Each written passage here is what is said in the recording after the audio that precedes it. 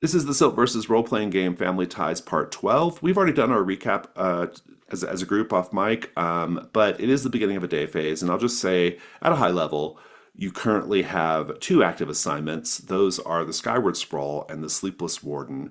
We have left both of these, our two groups of characters, on cliffhangers, and Sarah's character has been on a cliffhanger for a bit, quite literally. And so we are going to just kind of pick up with play, I think. I do want to note here, though, as part of our beginning of session procedure, you are able to mark new end of session questions if you wish. And I also need to just check in. Does anybody have moves that are resolved at the beginning of session?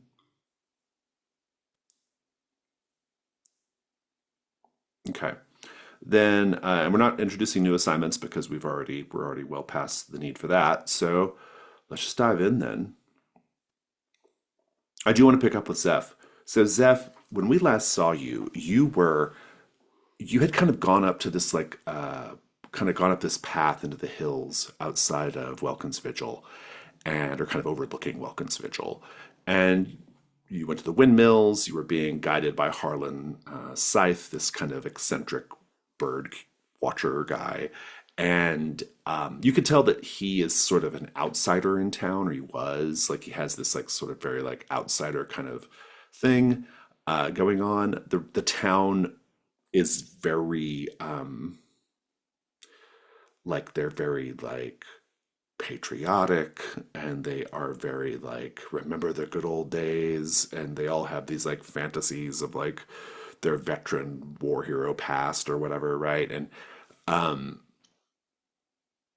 but Harlan's not right? Like Harlan is like this sort of like gentle, effete, like bird watcher guy who you kind of made friends with, kind of took you around through the hills outside of Welkin's Vigil, and had some interesting like communication with the Cairn Maiden that caused him, we don't know exactly why, but caused him to jump off the cliff at the moment that a number of trucks are peeling up the road up to where you're at.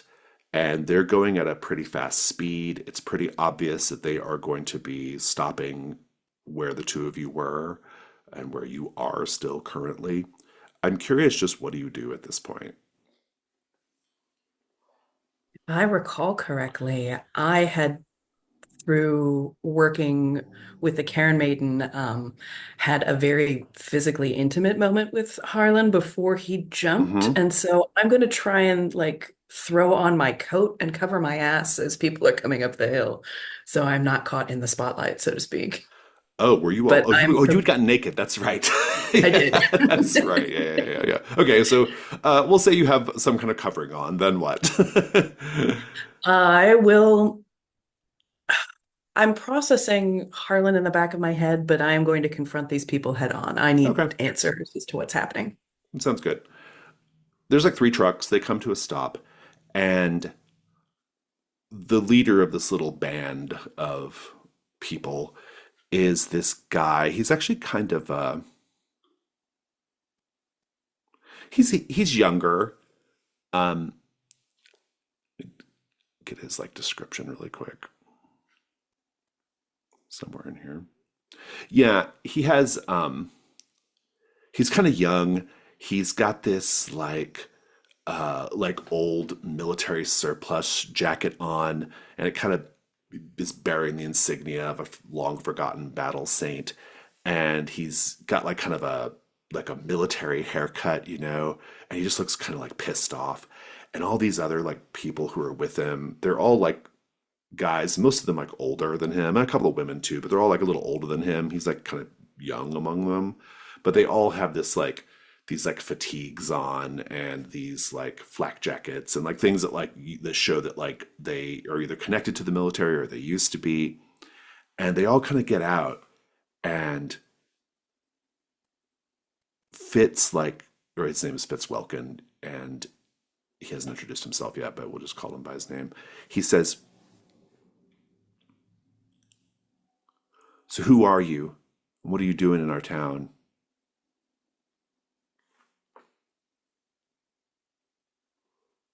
My name is Zeph. Your gods feed my god.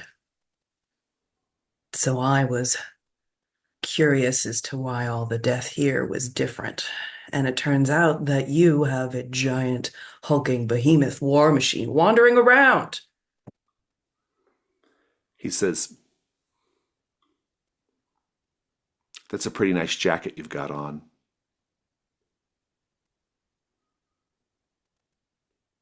Thanks.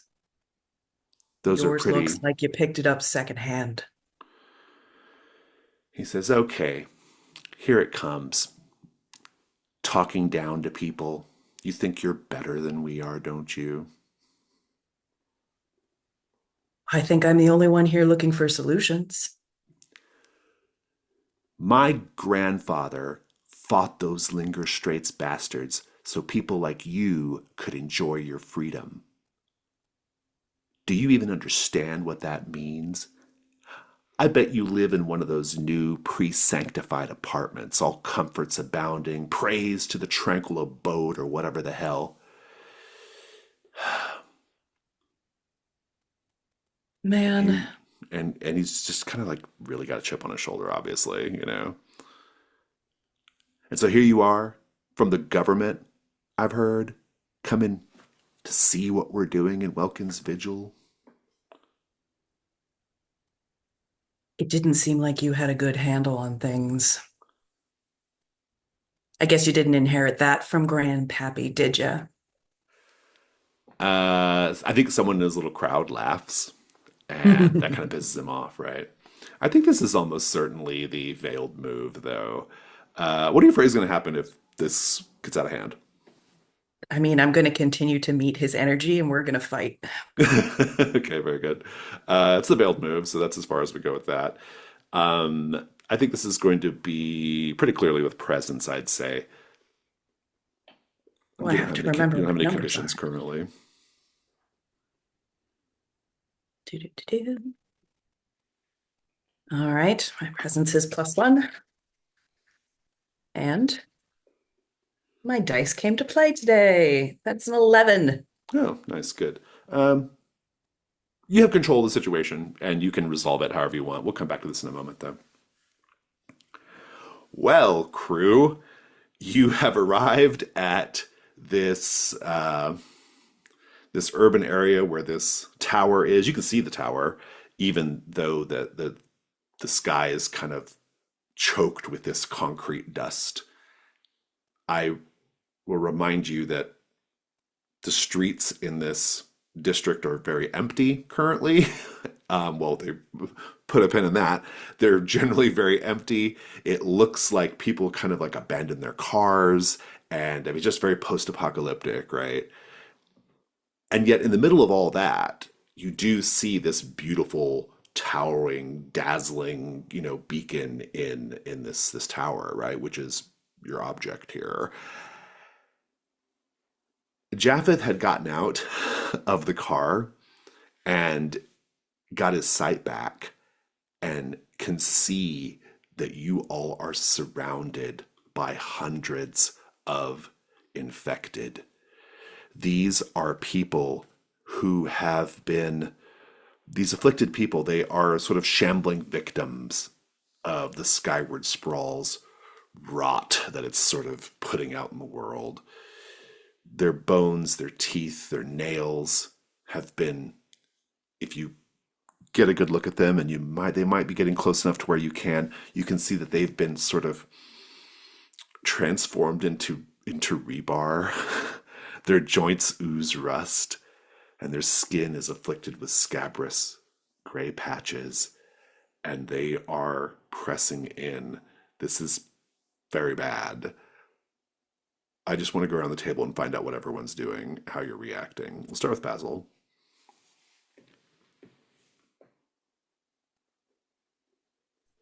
I'm trying to remember. There was like a conundrum here with Japheth where The innocent bystander D, who's with me and is deaf. That's right. You. There's an innocent bystander who you're out there with. Yeah, yeah, yeah.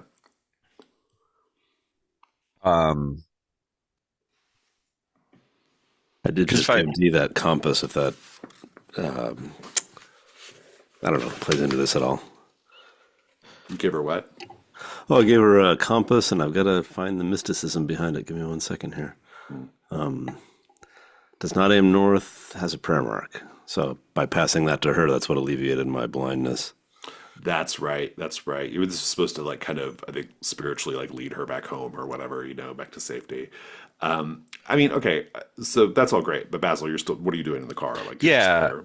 yeah, I mean, I think like I'm just trying to get Japheth back in the car, like to hurry things up. I think like if I remember right, that's sort of the mode that Basil was in when we left off. So like I don't know if I'm still like if I now I'm like laying on the horn to try and get Basil, you Japheth's. will see a couple of the afflicted, or like one of the afflicted, kind of breaks from the shambling crowd and kind of goes all 28 days later and is now like running toward Japheth. And Japheth has his back turned. What do you do? Um,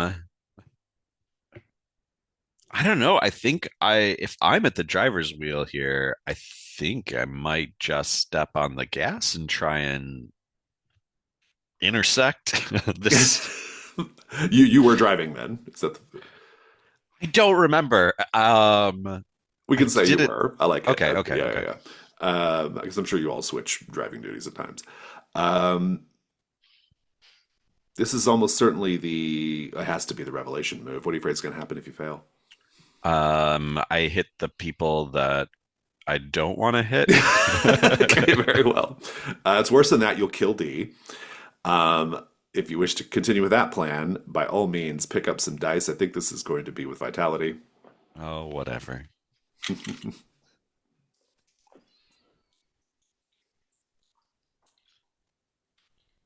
Oh, not bad. 9. Okay. What are you doing in the meantime, Gage?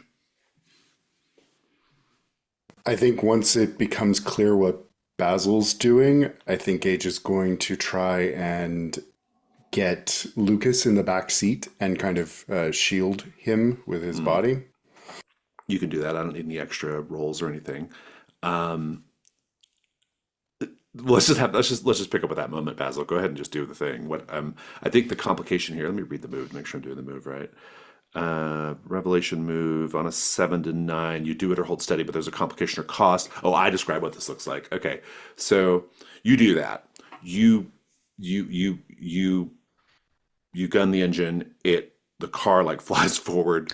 You smash into that afflicted person, and Japheth and D are fine. Unfortunately, you smash into that afflicted person, and because their body is now part concrete and rebar, they are very heavy. Oh And no. and so they don't go flopping over the hood. They just like it's more of a crunch and a slide up the the fender straight into the windshield. And so now there is an afflicted in your smashed windshield, and you can see the like horrible like rust scars up close. You can see that the eyes are like there's literally like just like a like concrete like dribbling from them, and you can see the teeth that are snapping are little pieces of rebar. Oh. And uh you have to keep control of the car. Gage, what do you do? How far are we from the building, our target? You're still a little ways away. You got to fight your way to the building. This is the penalty for taking so long to go to the Skyward Sprawl. So Well, I have a little secret being woven of wheat. I'm going to try and push this thing out of the windshield so we can keep moving. yeah. So what does woven of wheat do?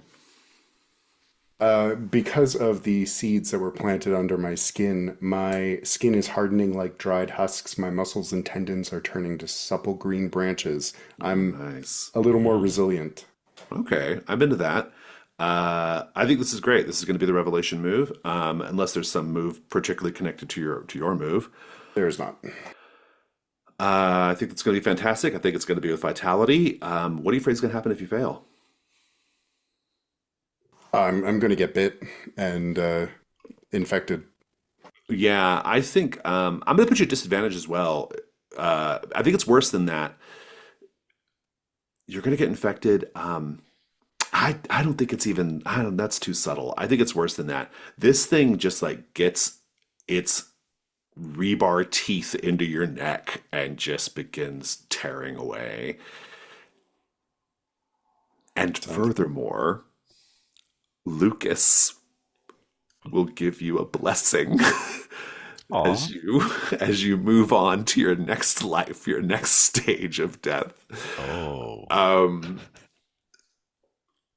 I'd say if you want to back out, you can, but you don't really have a lot of options here. Go ahead and roll vitality at disadvantage.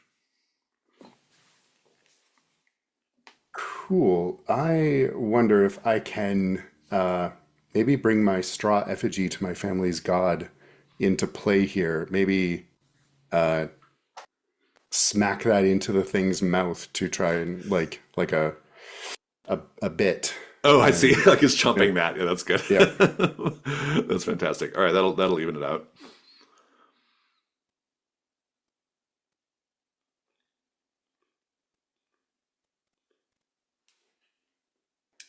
yeah, 7.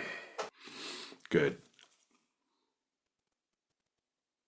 You do that. I love the way you've described it.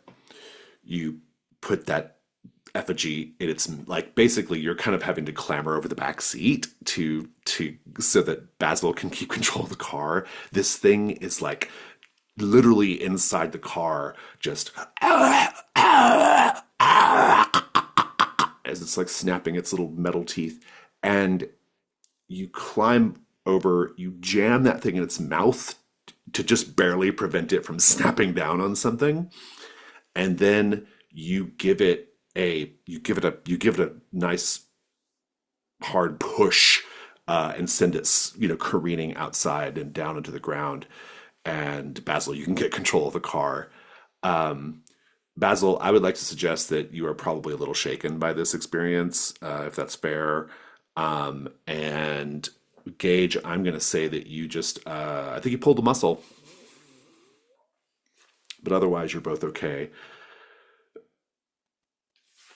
Japheth, that happened. Yep. You, there are still a bunch of afflicted in the area. And Dee is there. Dee's a little out of her mind, right? Like she's not like fully processing any of this like the right way. But she's taken this thing. Um, your sight's been restored. Like what's happening? What are you guys doing right now? Yeah, D hasn't succumbed yet. That's what I'm worried about. Oh. I have touched by the angels, which is essentially I can discern if an illness was caused by a god or the divine source first time you act on that information roll with advantage. Is this illness caused by a divine source? Yes. Can I know any more about it at this moment, or just yes? How much more do you need to know? It is. So essentially, I'll give you a little bit more information. It's really kind of connected to what you're here to do, right? You are here to essentially try to broker a peace between followers of the Slag King and this schism cult, which is like in the tower itself, like these like luxury dwellers in the tower, right? They're having a little war in the tower currently. The problem is the afflicted, essentially the skyward sprawl, the building itself, which is growing ever larger, is putting out this rot, and it's this rot that is infecting people, right? Essentially, it is divinity unchecked. Like because these two deities are in conflict, because these two factions are in conflict, the skyward sprawl is just growing like crazy, and essentially, it's just it's a disturbance in the force, right? Like everything is just kind of it's unchecked divine power rambling and roaring through the area, right? And causing this to happen. And so that's all very interesting and great, but you do have the more pressing concern of hundreds of afflicted in the streets right now. Yeah. You can act on that information though and get advantage in the future. I think I've got a plan here. I'm looking at one of the items in my altar, and I've got the crown of thistles and stinging nettles, and I think I can like turn this into a little theological moment. Mhm. Hopefully, the afflicted can hear, because D cannot. But I'm going to try and like sort of shove D towards the car with one hand, and uh, sort of whisper to Basil, like, "Turn on the bright lights." Well, so to be clear, I think in this exact moment, the Oh, car is still kind of careening a little bit. It's like, and it maybe hasn't quite, it's still kind of turning around to come back can to I get just you, shout right? it? I don't know. Yeah, Maybe yeah, I'm yeah. lucky and the You could lights do that. Yeah, oscillate that's just yeah, correctly. just to keep us all in time and space. So you can yell like turn on the Yeah. bright lights. I think So, it's great. donning this crown of thistles, I proclaim to the afflicted assembled that the Slag King has sent an emissary to bring a truce, to drain the rust from their eyes and to heal the entire people assembled, if they will but let us pass. Oh, interesting. This is like big time invocation of divine power, I'm guessing. Like just so I'm clear, you are promising to heal them all, or are you trying to actually get Yeah, go actual pop. mass healing happening? Uh, if I can pull off mass healing, great. But really, I just want to like sort of bluff and get through here. I've never mass Oh, healed like 100 zombies yeah, I was gonna say that before. sounds really dangerous. I'm just like, you 100 zombies, step to the side and let us pass through. Everyone shall be healed tomorrow. Okay, I mean this is interesting. I think it's going to be the revelation move. I'm not sure what we'll figure out the stat in a moment. What are you afraid is going to happen if you fail? Oh man. Well, D is deaf. D does not hear this invocation. It may have worked on the rest of them, and D just like fangs me from the back. Oh, like she's actually sick. Like she converts. Like I'm like, hey, it worked. Yes. Everybody else is like giving a path, and I start to walk forward, and D just. Oh, interesting. Oh, interesting. I mean, I think like it. How's it worse than that? That's pretty bad. Um, oh, and then maybe it's worse than that. I think that'll give. Essentially, I think you will then get dragged away by the other afflicted, Mhm. and it'll kind of force the other custodians to have to do something about that. All right. This is probably stat wise. What are we thinking here? Mm, communion, maybe. Presence, maybe. It's the same stat. It's the same. Same It's for still me. zero. Zero. Yeah, Yeah. regardless. Let me take a look at your All right. conditions. Yeah. Weirdly, I don't think any of these are going to affect you. So, yeah. All right. With advantage for the touched by Yep. angels. Hmm. All right. That is a 10. Nice. We'll come back to this scene, be thinking about it. All right, Zeph, you're on deck. What happens here? You're in control. I think that I am just going to shoulder check this guy and go talk to the people who are obviously older and more experienced and probably have better ideas than him. And I am not going to say anything else. I'm just going to check him. I love it. It's so good. He like you could just like shoulder check him and he like kind of lands on his ass and he's just like and and he's kind of like pissed off and he's kind of looking at you and there's like a chuckle. I think there's probably like an older woman. Let me grab a character here. Um She's going to be who I'm talking to. Whoever found that funny. Yeah, Angel Torres, slicked back hair, earrings made from shell casings. She's, she kind of walks up to you and she's just kind of like laughing and she's like, Angel Torres, and she goes to shake your hand. Zeph Harrow. It's nice to meet you because I think that you will probably have more ideas on how to solve this problem than whatever ego mess is on the floor over there. Listen, we're not really good at outsiders around here, and Fitz, looking at the young guy, Fitz, he's well, sometimes he could be a little all hat no cattle, if you know what I mean. And she says, "We're about to go down to the third watch. Have a drink. You want to join?" I would. I'm still trying to figure out if you awoken this warden intentionally Or if this was just maybe Junior's big attempt to find his grandfather's legacy in his own hat, so to speak. Make a whatever we call it in this game, um, an information move Yay. with, uh, let's just go with presence.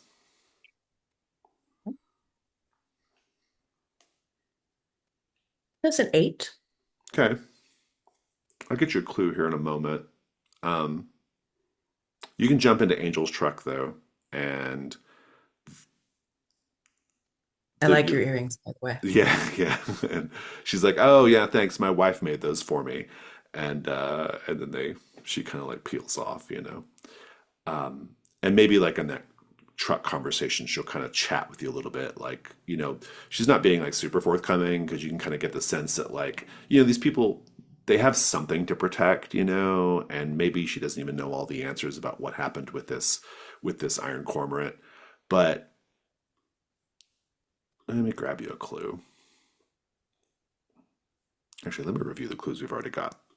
For people who are watching the video, it might be helpful too. So far, from the Sleepless Warden, you did see these deep craters in the ground from up high that were filled with wildflowers. You saw a flyer for the neighborhood watch, the Ceaseless Watchers. There's also signs have a message written on them in town that says the heroes of Olvidian never forget. Kind of three weird clues that don't, to me at least, don't really mean anything yet. Let's see if we can find you one that's a little bit more precise. So as she's kind of driving you down back into town, heading to the third watch,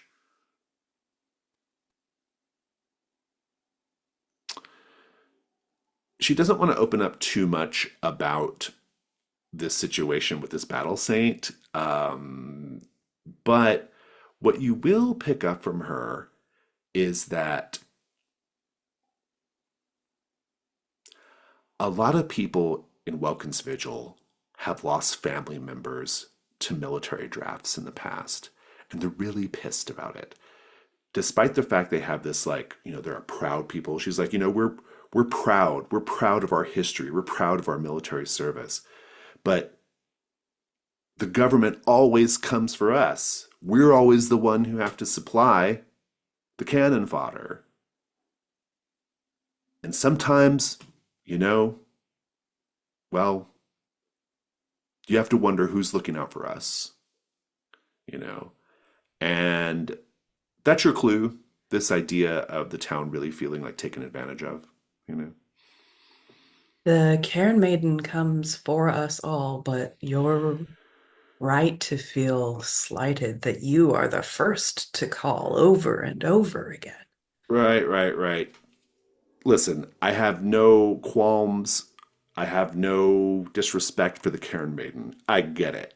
But you got to understand, not all of us are ready to walk into her welcoming arms so quickly. Some of us would like to, you know, raise kids, have families, enjoy life, not just be excited about dying.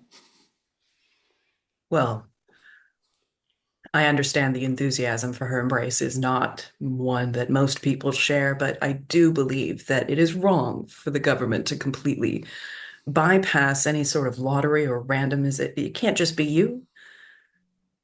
Thank you. Yes, thank you. Let's have a drink. I'd love to hear more about this. Indeed. Um, I think I have to give you a complication on this clue, and I think it's going to come in the bar. We're not going to do it just yet. Let me check back in with the others. So, all right. Well, here's your moment, Japheth. How do you get everybody out of this? Like, how do you ultimately escape this big horde of afflicted? If this worked, I sort of parted the seas of zombies, giving a little space for the car, and then it's sort of like, you know, me grabbing Dee by the shoulders and saying, you know, get in the car and we dive in, and hopefully Basil guns it from there. Yeah, that's good. So you basically just hold them off for a little bit until you can get out of there, essentially, right? That's the hope. Just clear a lane. The car is very crowded now, with 5 people in it, and Japheth is you're still wearing your crown. I think that'd be kind of funny if you get in the car still wearing the crown. Let's just have that scene as you all pull off.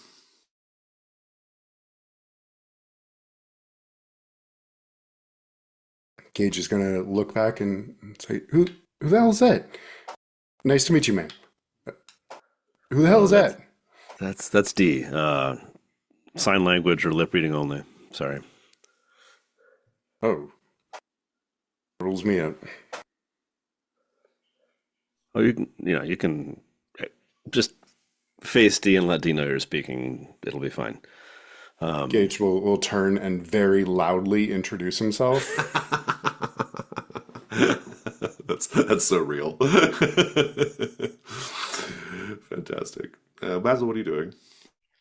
Um, I think I'm just like clutching the wheel and just kind of like shaking and just trying to, yeah, drive towards this thing. I probably y'all have enough leg room. I think there's a little bit more room up here. If you need some extra space, I could move the seat up. We're kind of crowded in here now. D will signal to you, Japheth, that um, she'll tell you that she'd like to go home now. I don't know if I know where D lives, do I? Or is this a general longing? No, it's more immediate than that. Okay.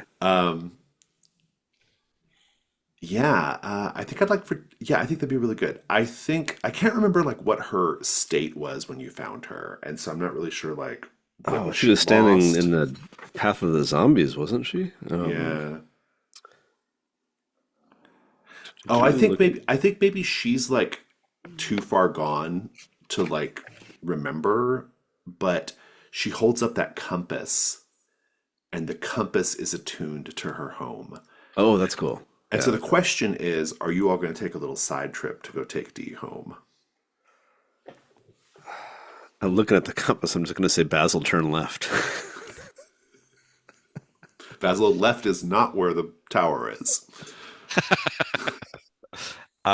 Is it where the compass is? I It's think where is the also it's where the compass is okay. pointing, but yeah. Okay. And Japheth would know. So yeah, I'm just like, yeah, I'm in a state where I would just go wherever somebody tells me to go. So Yeah, because you're a little yeah. I mean, well, and also, uh, we should point out the windshield is shattered, and so you've got like the like concrete spores coming in, and that's probably making communication a little tricky because you'd all described how you had to cover your mouths and stuff, and this is like a really like not great situation. That's another thing. If you take time to go take D home, that's just more time you have to be out in this. Are you all okay with that? Basil, turn right. Tower's that way. Japheth, no. and I turn right after turning left. I love it. That's good. That's good. Um, let's talk about the tower. So you have D with you, I think it sounds like.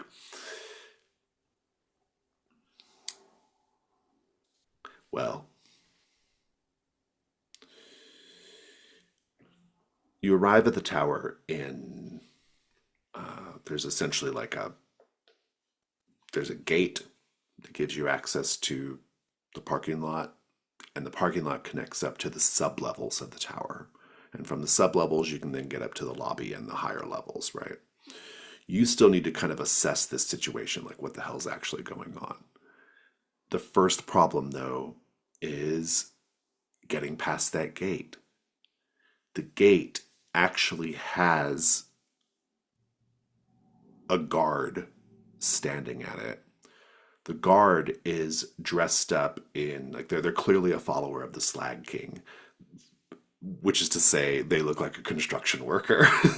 There's a construction worker, yellow hard hat, gas mask on, and you can pull up to the gate and try to request entrance, or you can try to sneak in some other way. What do you do? I have a silly question. In my altar items, the very last one I have is key fob to a parking garage. but I made no notes on how I acquired that. Does anyone remember? I don't know, but I kind of love it. Like, To be like well, beep boop. oh, it just like opens the gate. Right, in we go.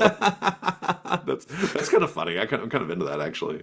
If you wanted to use that and just like drive past him, I think that's a pretty good basis for a veiled move. I'm fine in that I literally didn't write down how I acquired it, so I don't have any Well, context in it's the been too game. long to figure it out now, so we'll just say this is what it does. So, All right, consider it marked. what are you afraid is going to happen if you fail? Security guard knows that I stole it off a dead person or something.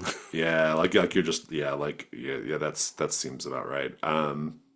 This will be with whatever the smart stat is, insight for quick thinking, um, All right, but with advantage too. So all right. What do we have? 8, 9 total. the gate opens and the guard like is a little surprised by that because he didn't operate the gate, but the car is approaching and the windshield is shattered, which is not great. But I think it'll just be a simple matter of this guy through his gas mask as you're passing, and he can just talk openly to you because you have no windshield. He'll just say, uh, who are you? Are you here? Are you here to help in the fight?" Yes, obviously. And I point to the shattered windshield. Uh, all right, sounds good. Go to the lobby. Uh, you can get to the lobby from the. There's an elevator. Oh, no, can't use that elevator. Never mind. There's stairs that go up to the lobby from the parking garage. You'll want to be careful. Situation's pretty hot right now. Keep your gas mask on. Right. And Basil just hopefully steps on it. And I owe you a complication, though. And the complication is this: he's not going to stop you, but because he's distracted talking to you, he fails to see an afflicted run up behind him and sink its rebar claws into his shoulders, and he screams. And you can see there's a few more responding to those screams. You got to get in and get this door shut or this gate shut fast. What do you do? This is for Basil, I think. I mean the car's in a pretty bad state anyway, so I think I'm just gonna Just abandon just it. gonna gun it. Yeah, if it yeah, just abandon it. This car's done. I think that's probably fine. If you just abandon it and then like operate the gate to close, I think that'll need a roll. I think that's probably sufficient. But the problem is basically as the gate closes up, you just see a bunch of afflicted starting to pile up at the gate, right? Mm, So getting out of here is going to be a big problem, right? mhm, mhm. But you're in. You're in at the sub levels.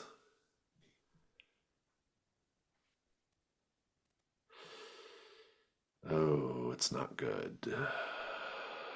You make your way through the parking lot into the interior parking garage of the sub levels, and you'll have to. The first thing you'll note is there is an elevator shaft. The doors are open.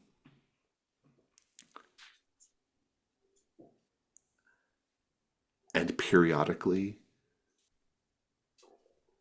someone just ah and smashes Mm.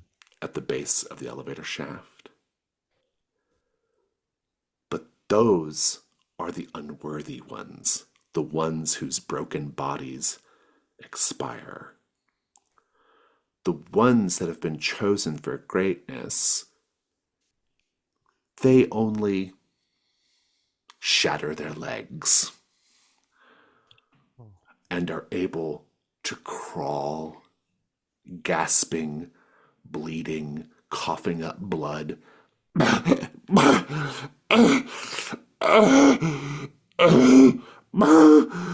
As they crawl with whatever little power they have, and they throw themselves into a pit near the base of the elevator shaft in the parking garage. The pit is filled with torn human meat, shattered bones, and gristle, but roiling. Hmm. Bodies roiling, becoming one with the concrete.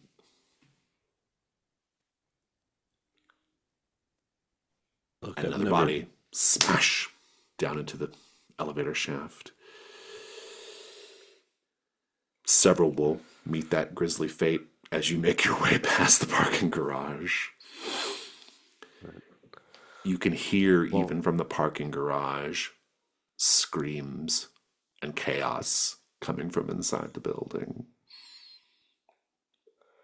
Look, I've never built a skyscraper, but I know when you build a building, you start at the foundation. So if we need to resolve this, it seems like somewhere down here is where we need to search rather than up there.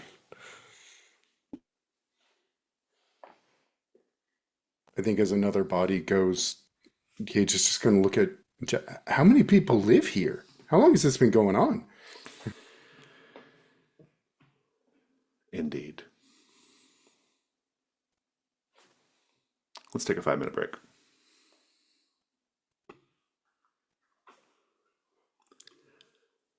The third watch, which I'll remind you, Harlan's scythe had warned you to stay out of. But, who knows? It's a refurbished old guard tower, and there's actually a small museum upstairs, and then there's a pub on the ground floor and basement. So it's like a bar and museum in this watchtower. The walls are lined with monochrome prints, faded banners, and framed medals. Most afternoons, the clientele consists of retirees and veterans playing cards or recounting the glory days. That's what we have right now. There are a number of significant historic features here. If you were to, well, when you first walk in, for example, you'll see a series of decommissioned military vehicles in the yard,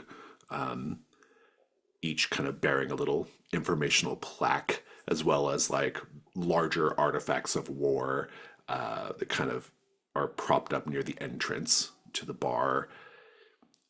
Let's paint the scene, everyone. As Zeph kind of goes into the bar with Angel and the others, who, by the way, they are part of a group that calls themselves the Welkin Citizens Militia. As Zeph goes into the bar, what perceived threats to their way of life do the locals discuss most heatedly?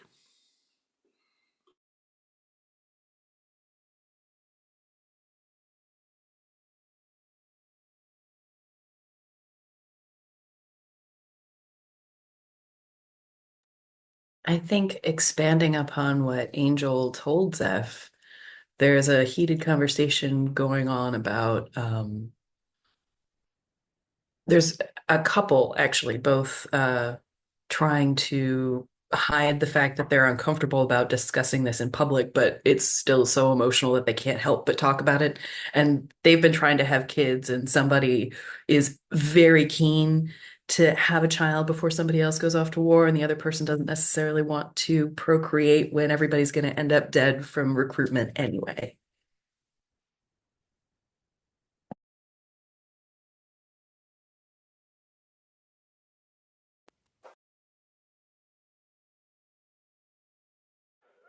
Picturing somebody maybe too far into their cups, but looking at the description of the Sleepless Warden, they're going to say they're going to push us up to the cliffs. There's going to be no redoubt. Like we'll be back to back on those cliffs, and the Iron Cormorant.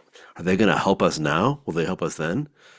We're just fodder. That's all we are. We're just gonna our bones will slide downhill back into the very graves of our ancestors.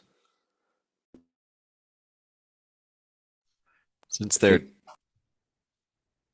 they're trapped in here, they've become very paranoid about the government adding fluoride to the water.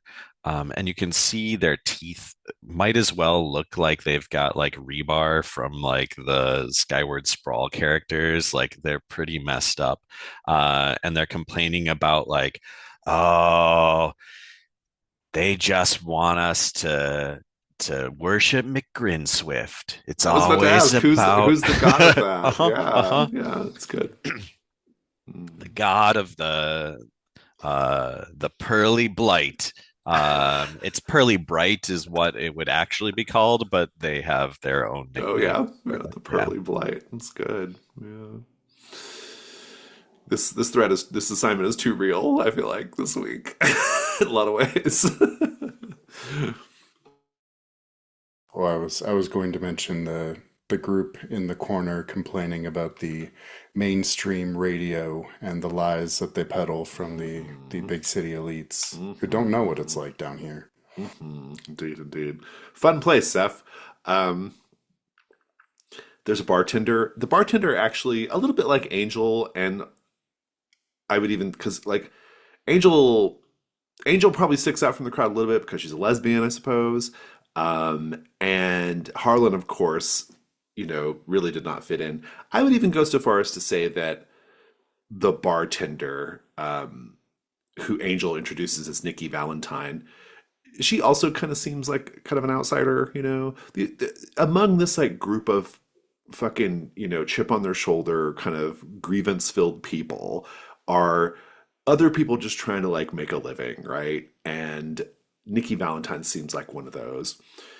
Very voluminous, feathery hair, crow's feet, and heavy mascara.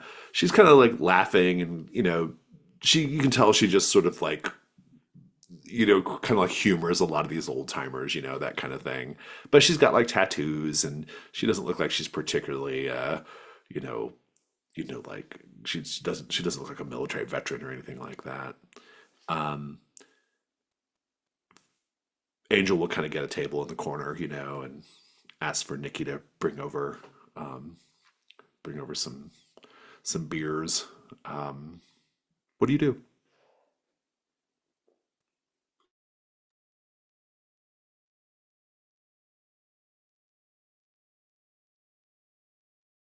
How many people are in the bar at the moment?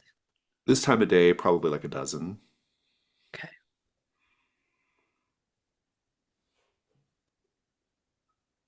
In and amongst, I think Zeph's gonna sit there quietly with their beer and start clocking from all of the different like monochromatic images on the walls. I want to start trying to figure out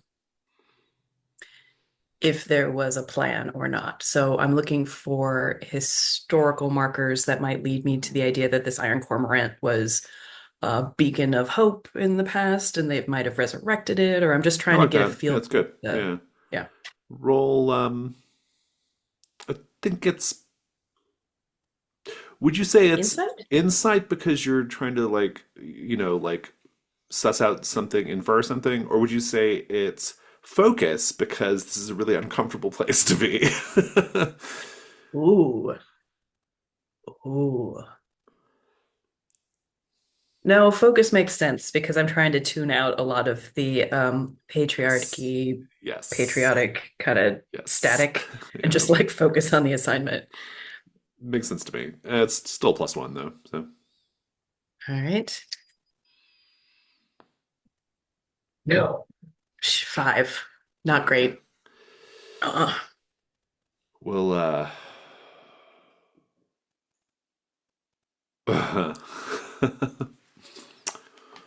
you overhear a couple of patrons who get shushed really quickly by Angel Torres talking about, well, have we found anybody for the sacrifice tonight?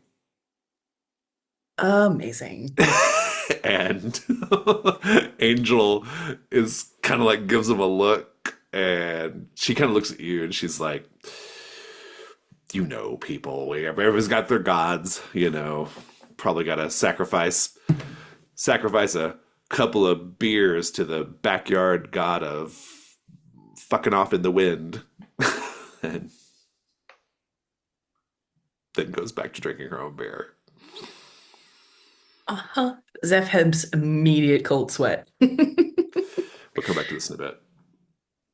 I do want to give you all a chance to investigate the sub levels of the tower before you move on. I mean, this is a pretty horrifying situation. I should probably make you roll veiled move because when you saw the elevator shaft, but I think we're maybe past too much shock there. Maybe I do want to talk about the sub levels here.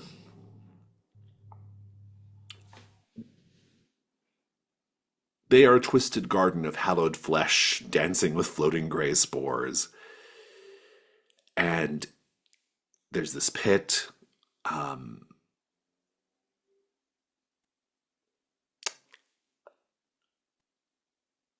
Let's paint the scene, everyone. What miracles of the sprawl are born as flesh from the pit grows into the building?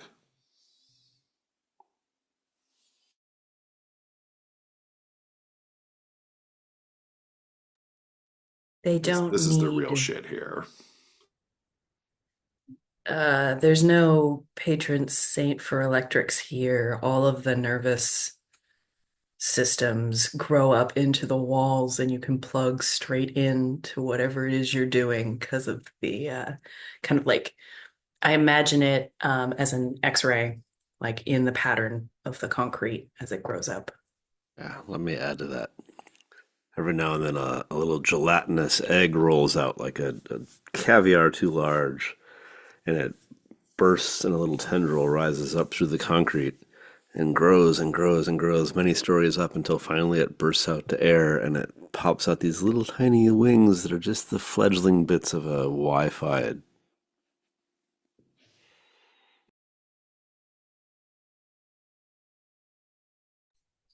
I think that there's these veins and arteries growing out in bright red and bright blue, and those are conveniently coded for as the HVAC system. So the arteries are very hot, and when you blow a fan past them, will provide more heat, and the veins are very cold, so you can cool things down when it gets a little overheated.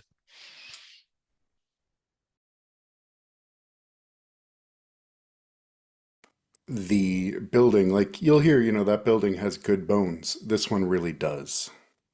There is a skeleton structure. Fantastic. You can kind of see it. You can see exposed bone in the cracks of the concrete. That's good. Well, you got to make your way up to the lobby eventually, but you have these sub levels here, which is principally the parking garage. But there's also like it's there's also like maybe like a kind of storage and maintenance level and that kind of thing, right? Um, you can hear the chaos up above. The fighting doesn't happen to have gotten down this far yet. It seems the sublevels seem to be pretty safe from the fighting at the moment. It's not the front, so to speak. Let's just do some investigating here. What do you all do? I mean, I think Basil's instinct kicks in, with there being raw meat around and like the aroma of that. And as we know, Basil is not a stranger to cannibalistic recipes. I don't think that this is like being done actively. He's not like, oh, like I love to eat people, that kind of thing. But like as we know, like it's almost automatic writing with Basil. So I think he pulls out, like he's just getting like there's so much of this. It's such a strong stench in this environment, that like he pulls out an empty journal and is just like walking around and taking notes and probably like bending down and maybe even like gets to the edge of the pit and like is being cautious, is not just going to be like, oh, loo-dee-doo, uh but is looking inside and yeah, writing down the inspiration of what these strange mixes of large volumes of human flesh might be concocted into. It's um It's the information move unless you have another move you're triggering here. Nope, that's it. Okay. I'm just utilizing a empty journal that I have for this. I think that'll counterbalance your shaken condition. So. All right.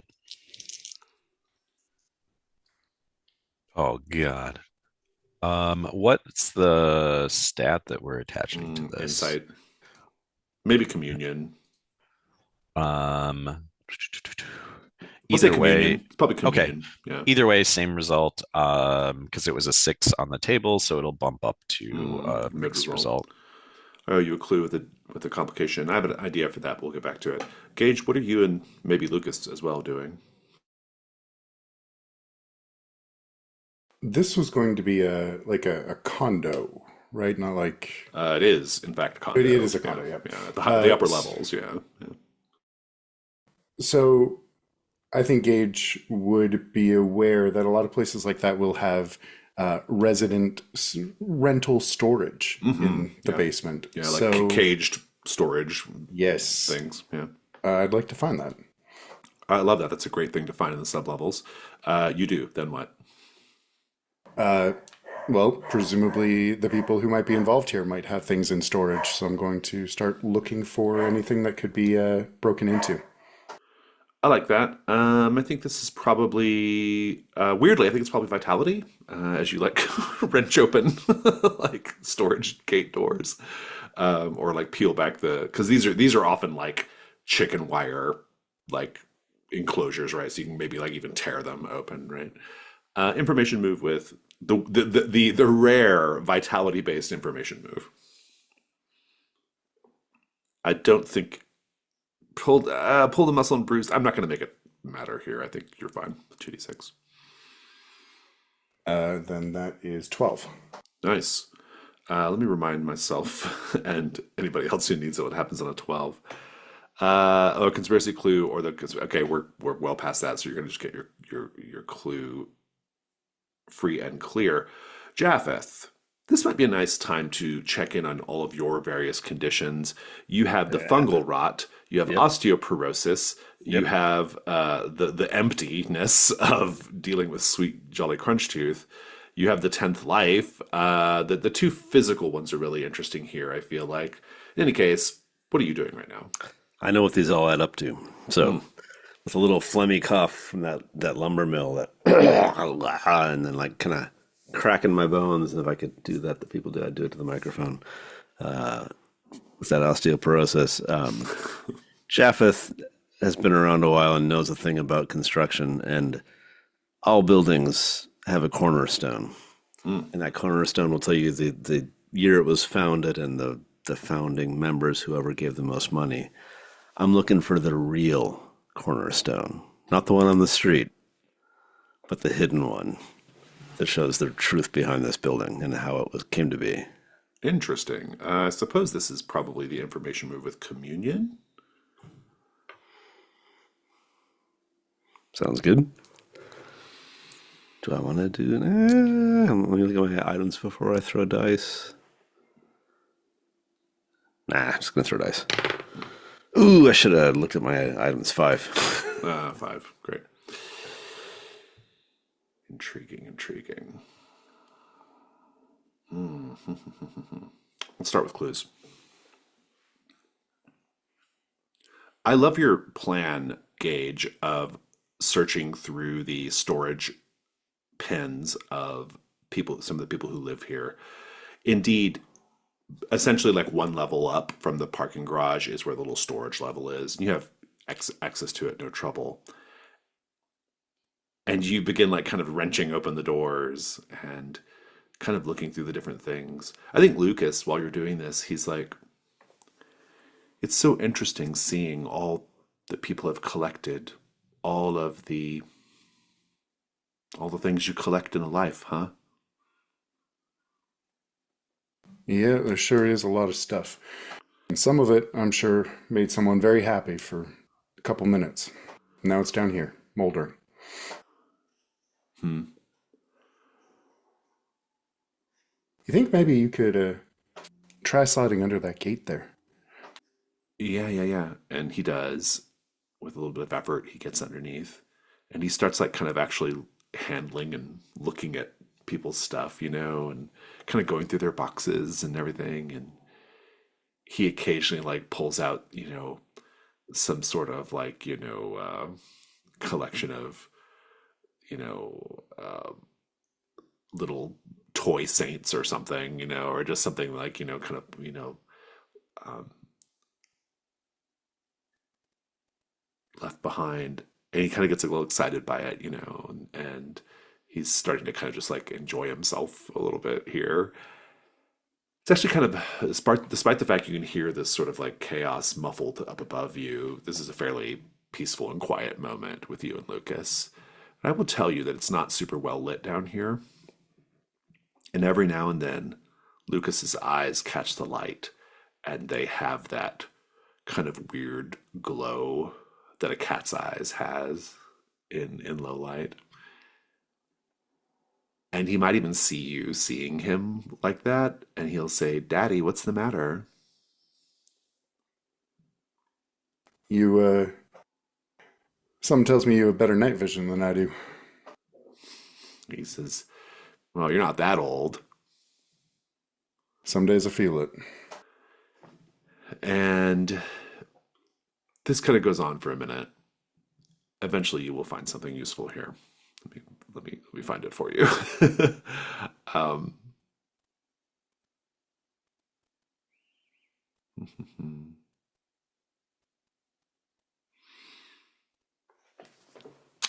um,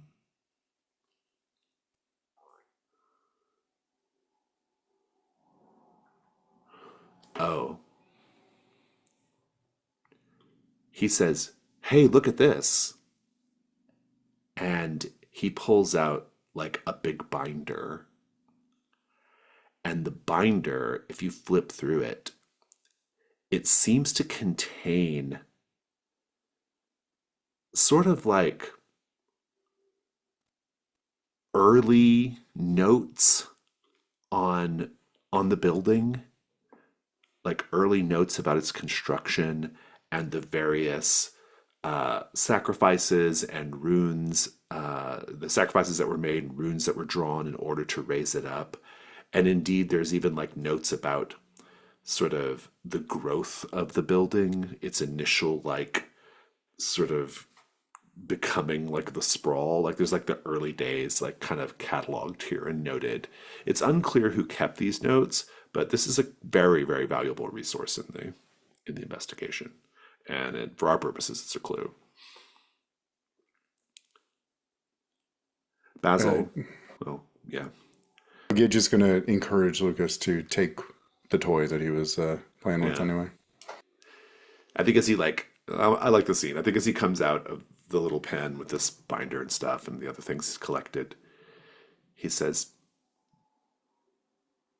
"I suppose the reason why people hold on to these sorts of things, all these attachments, is because they're scared that when they die,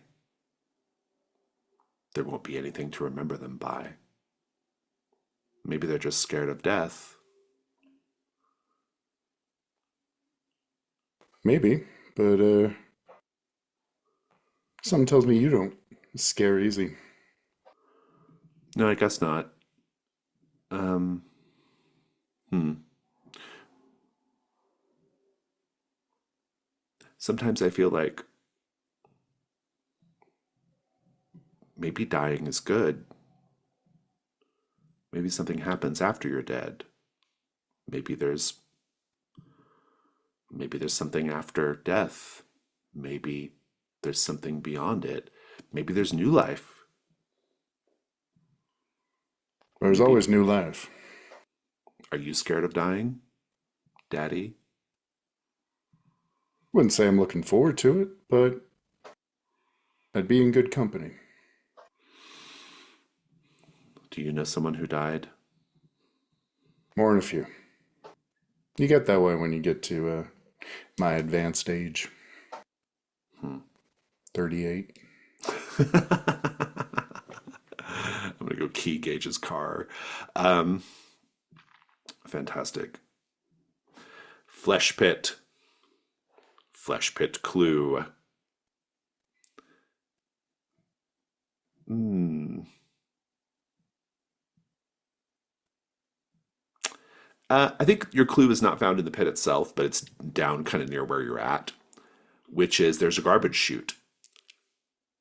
And the garbage chute, well, so you're getting your clue because basically you're writing all these things you're seeing and observing, right?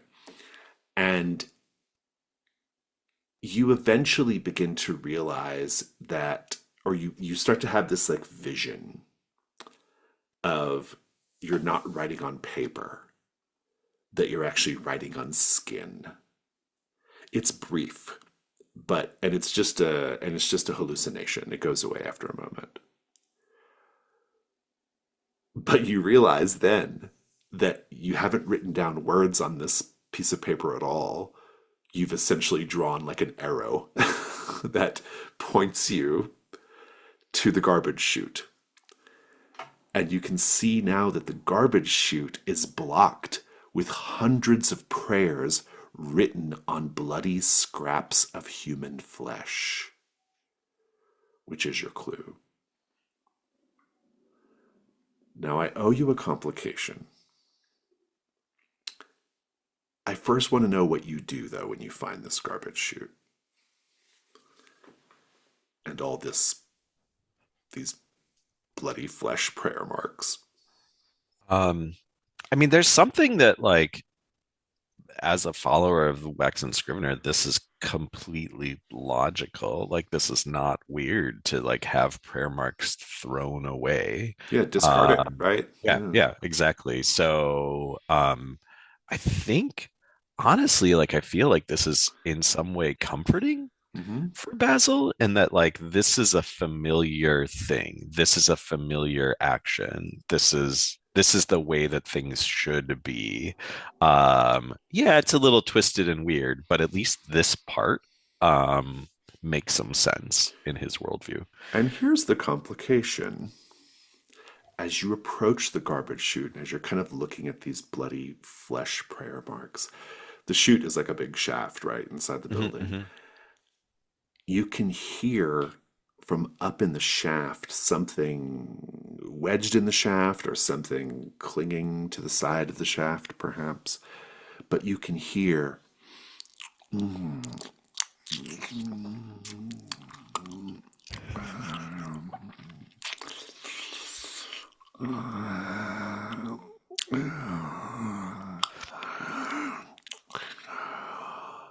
What do you do? Uh, Give Jason a star for nice mouth sounds. Thank you. Um, I think that, oh God. Um, I mean, Basil would probably investigate a little bit further, like maybe try and get a peek of what's. Oh, I'm just gonna shout up there. That feels like a very Basil thing of like, excuse me, it sounds like someone is having a nice meal up in this chute.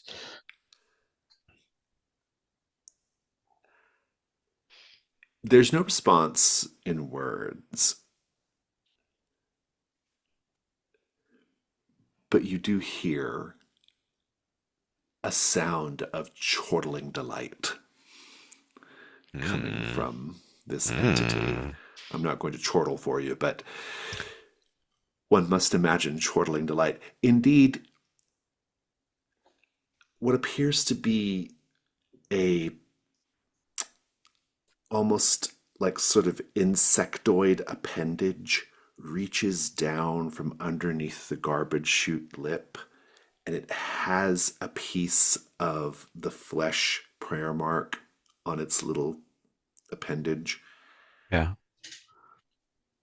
And you know right away, as a follower of the Waxen Scrivener, that this is a saint of the Waxen Scrivener, wedged in Oh. the garbage chute, destroying this, feasting on this destruction, right? Mm-hmm. Mm-hmm. This is going to be the revelation move. What are you afraid could happen here? I It honestly could be an don't out of character. It know. could be an out of Like, character fear. yeah. I think that uh I don't know, maybe that the angel would like merge in some way with Basil. Like Basil is been consuming all this like god stuff, that type of thing. Like there's a real probability that being this close to a saint would rub off in a way that yeah, we who Yeah, want I love it. Basil to be human are yeah. It's worse than that.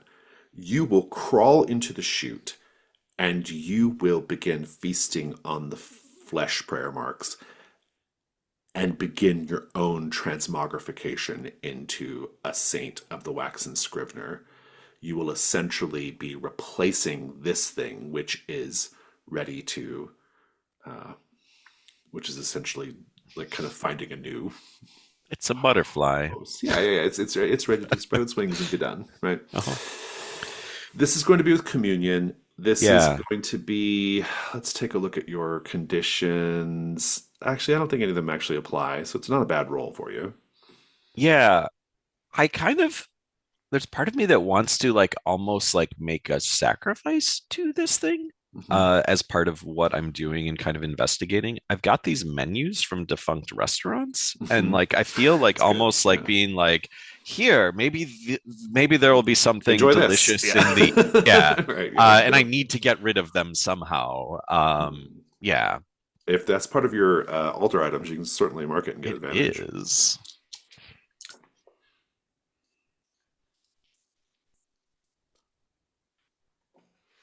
That will be an 11. Mhm. If you bump it, Oh. if you bump it, I will I will let you create a custom move focused on this saint in the garbage chute. Gotta bump it up though. Do it. Bump Yeah. I'm it. bumping it up. Tell me which verse you're gonna mark, and then we'll come back to this in a moment. I think I'm gonna do the verse of history. It actually feels apropos, showing the power you felt when a god seemed to listen to you for the first Oh, time. that's pretty good. Yeah, I like that a lot. Um, yeah, that's really good. Let me check in briefly with Japheth, and then we'll get back over to Zeph. Japheth, where'd we leave you? What were you doing? 5 die roll. I failed it. That's right. So while Basil is busy having this like incredible religious moment, and Gage and Lucas are on another part of they're on an upper level of the sub-levels. I like to imagine you're still on the ground floor. Yep. A lot of what you're doing is probably kind of dealing with Dee. Dee is very she's really out of sorts. You can tell the affliction has started to take over her mind in really unproductive ways, and you're having to do a lot of like, please sit here or just be okay right here, like so she doesn't wander off or hurt herself. Right, this is a really dangerous place, and so I think you're probably a little distracted, and because you're a little distracted, because no one else is around, you fail to see that an afflicted has managed to crush their own concrete filled rib cage and tear off their lower half of their body and crawled through the gate from the outside. Now they're crawling and they're crawling with purpose. They are getting closer and closer during all of this. Like the camera would see them getting closer and closer, maybe from even their point of view. And eventually, there's going to be this moment where D just screams. But of course, it's probably like a silent scream, right? Or it's a scream that doesn't make, it's D doesn't use her vocal Well, deaf but capacity not that mute. often. Yeah, exactly. And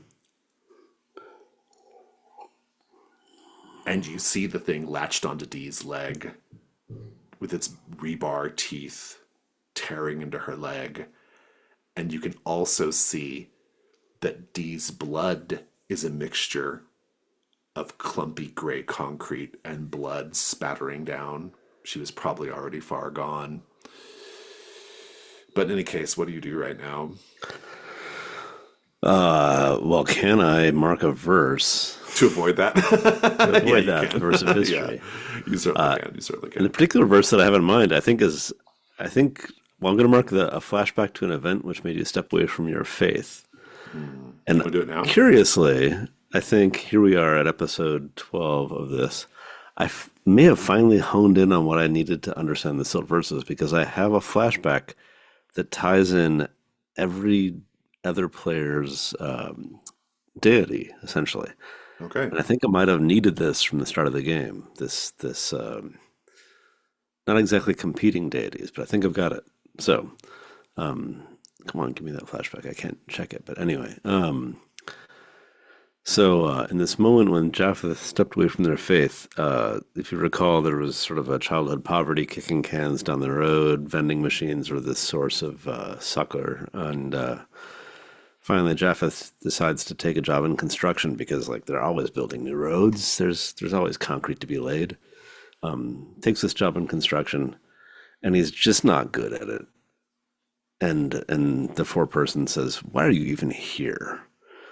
And as he's walking home, still, like, a heel missing from his shoe, walking home, passes by a farmer working the field and sees that farmer is just, by exposing their skin to the sun daily, completely blistered. Just their flesh is just nothing but cancer and sunburn.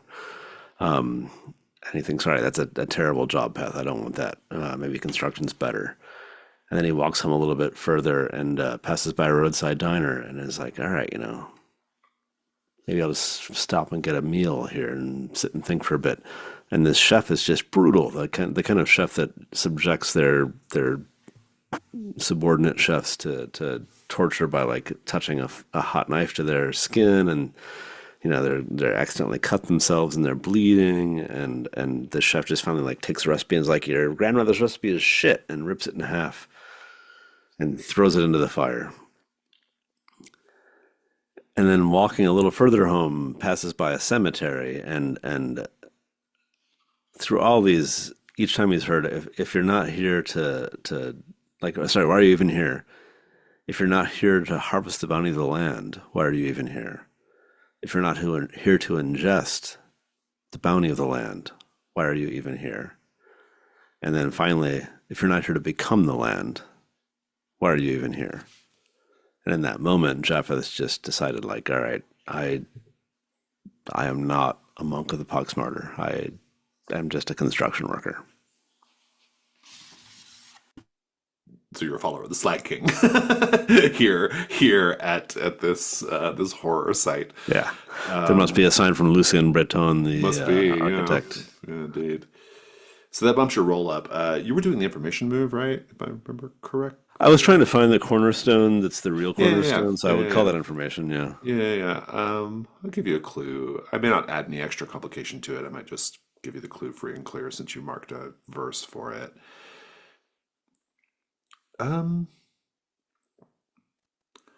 What you find, I don't know if it's the cornerstone, but what you do find embedded into kind of an out of the way sort of like load bearing column down in the sublevel, and it's really out of the way, and it doesn't make any sense to be here, which is why it stands out. There's a large ornate key pressed into the concrete. The key is embossed with an elaborate sigil. That's your clue. Thank you. Zeph, Angel continues drinking and kind of regaling you with stories about her time as a field medic. You can tell that that was one of the happiest times of her life, right? Angel's wife eventually comes and joins you all. There's a lot of, everyone here is, got a chip on their shoulder, but they are here in the third watch. They're enjoying themselves, they're at ease. What are you doing right now? Nursing the first beer. You still haven't gotten through the first beer. Yeah. And I think, okay, maybe I have a move, Mhm. and it is the hollow gaze. No, I'm Mhm. sorry. It's She Waits in Ruin. Mhm. And once per session, I can appear in any scene and just witness it. And so long as I don't speak, I can choose any one of the following, either an interesting item or a clue or Mhm. learning something about a nearby danger. I think that what I'm feeling in this moment is very on edge. Everyone in this place is potentially out to get me. And I'm starting to Oh. feed into that paranoia a little bit. So I'm just going to quietly, again, we're at a corner table. So you're just Zeph is posted watching. up, so the Yeah, it's wall good. is Yeah. behind them. Yeah. And I am just going to watch. I love it. Yeah, this is great. Looming in the background, a silent witness. And yeah, they've probably stopped noticing that you're not talking anymore, you're not interacting anymore. Which do you want from your list here? I would like to learn something about a nearby danger. Mm. And you get to roll with advantage when you act on this information. Well, let me tell you, Uh-huh. you have noticed um, there is a lot of like conversation about what people are going to be adding to the pyre tonight, is the words that get used. And Uh-huh. one person says, "Well, I've got a couple of old rifles. I figure, I figure there's no need getting them fixed. I can add those to the pyre." And then other people are talking about adding, like old, sort of like military road barriers, um, sawhorses, that kind of thing. Some people are talking about adding, um, disused flagpoles, and you might even glimpse out the window across the way towards the town square. You might actually see this pyre being built up by all of this, like, kind of military detritus, essentially. And it looks a lot like a big nest. Marvelous. That's not a clue. It's really interesting context to the situation, but Uh-huh. it is a danger though, and you get advantage if you ever have to act on this information in some way. If they haven't Yeah. noticed that I've stopped talking, Mhm. I might quietly just get up like I'm going to refill my beer and try and make my way out of this building. You can leave. You can step outside. You can Irish get some goodbye. fresh Like air. just mhm. The sun is, it's getting to be like dusk. Where do you go? I'm going to continue looming in the background and find a place where I can witness what will be this nesting pyre situation. I want to Hmm. see everything that happens when the ritual or whatever it is they're going to do happens. I've got an idea, so we'll come back. Mhm. Let's check in with everybody before we go on our next break. So, Basil, you did write a verse. Did you choose history or prophecy? Or the one from It's the actual assignment? it's history in this case. It's the God listening to me for the first time.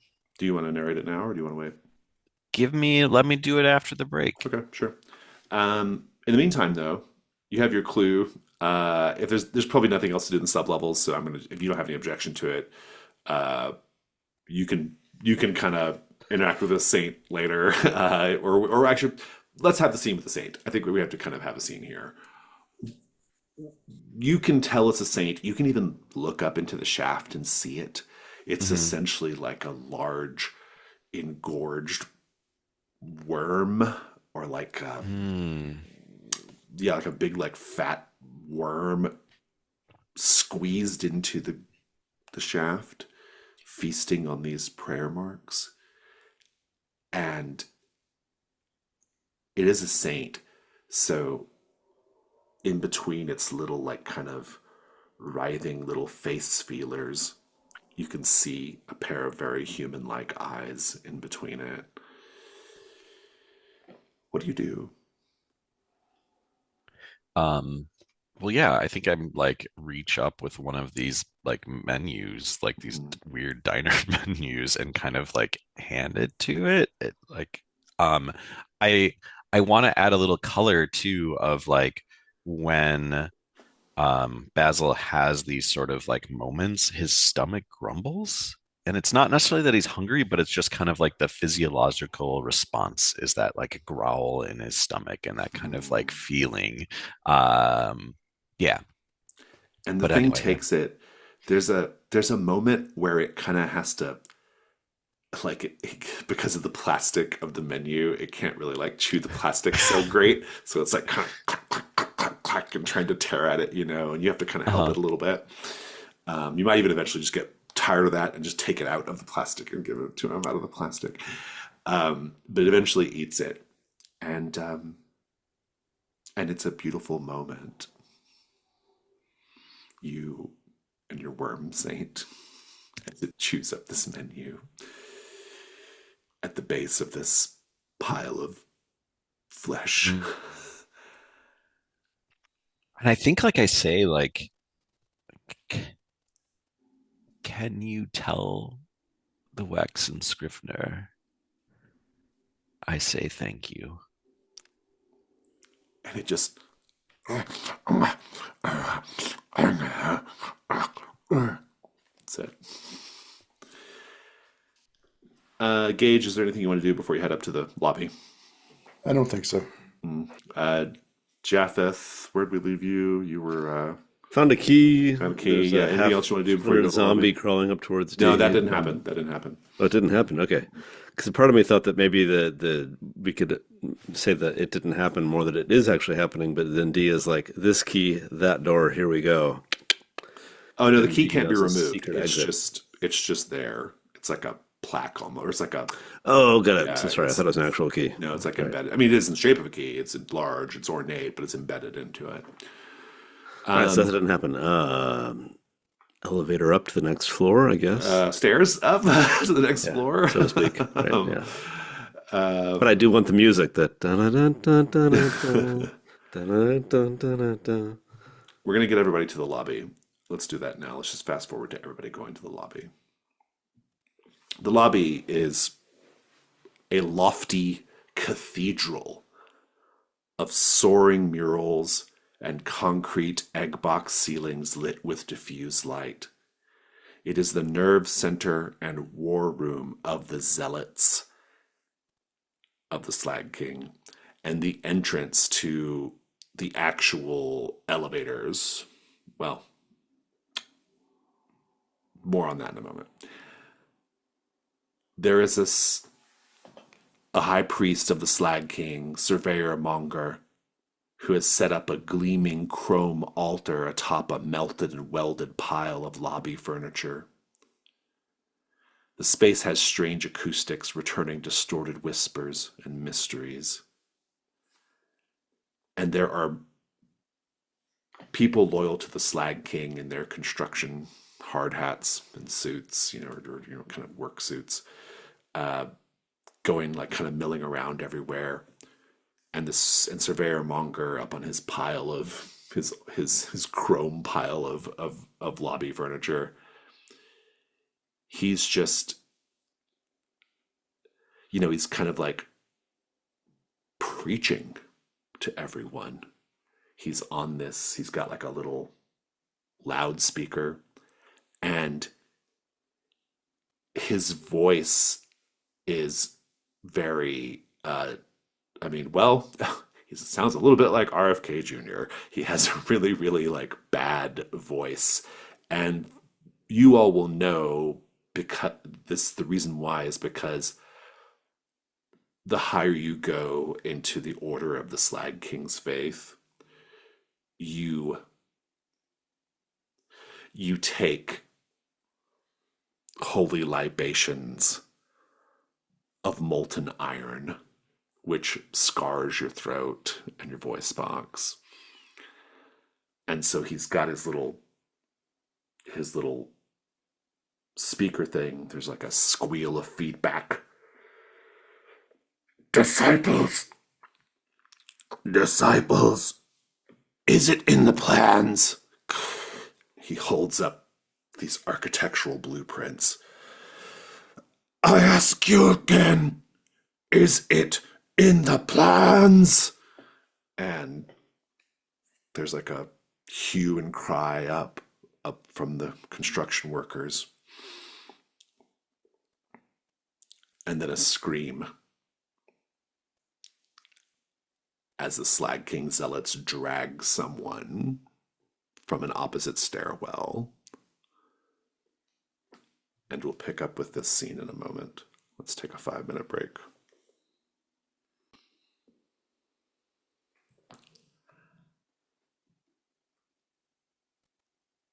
Yeah, let's talk about this lobby just a little bit more and paint the scene.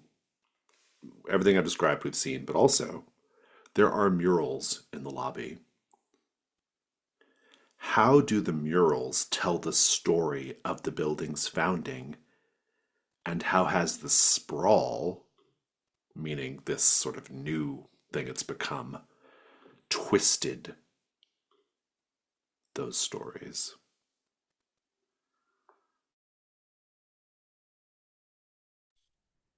I think one of the murals depicts kind of this world's equivalent of a Daedalus and Icarus type of character.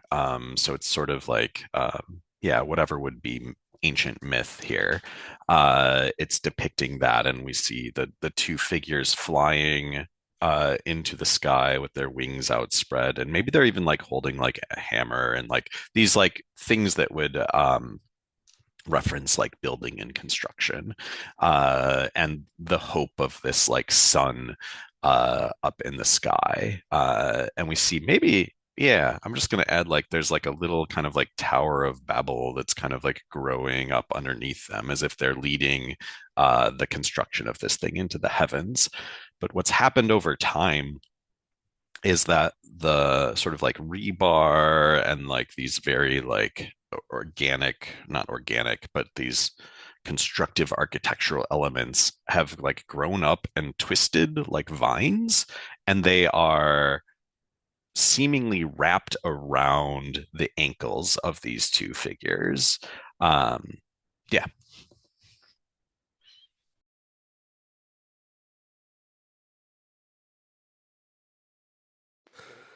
I can add on to that a kind of an Earth Mother, excuse me, Earth Mother figure below that with teeth consuming rocks, like, and sort of birthing forth the small workers that then contribute to this tower.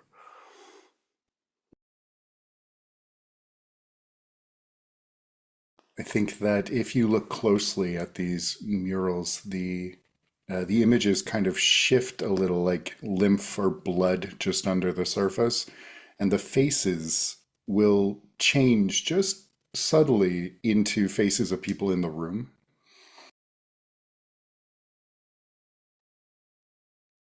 I'm just imagining the Dreamers of Ease and their graffiti all over everything.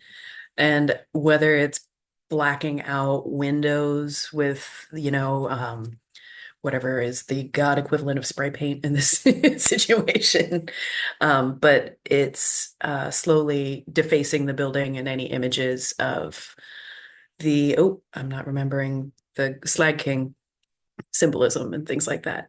I imagine their spray paint god is literally called Krylon. Thank you. All hail Krylon. Krylon. Fantastic. Thank you. Those were great answers. I mentioned that there was this scream.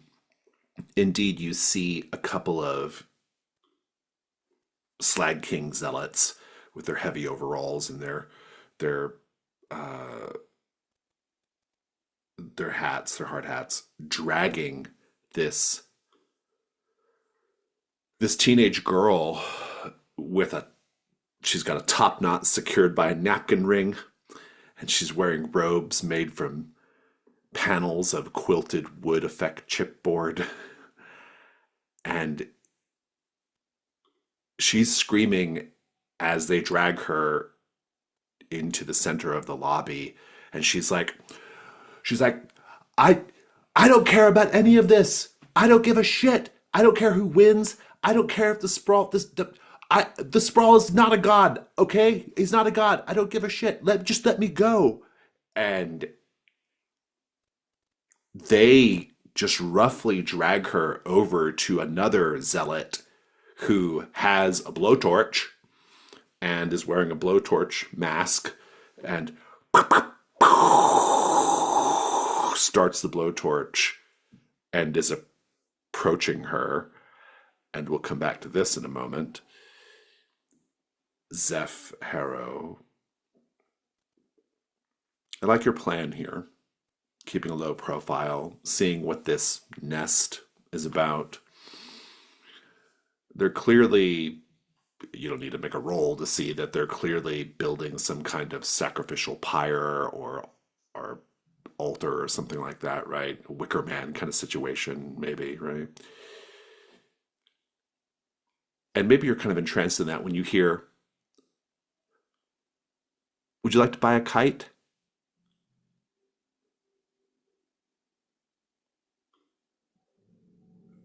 I think Zeph just quietly moves their gaze expressionless to make eye contact with whoever this is.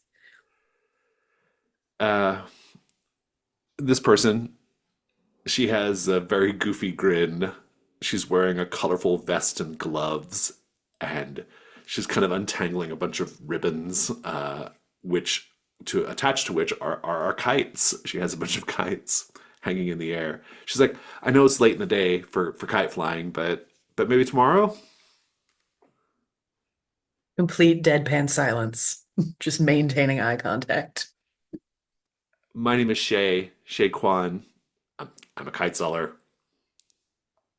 You you you look like you'd rather be flying a kite.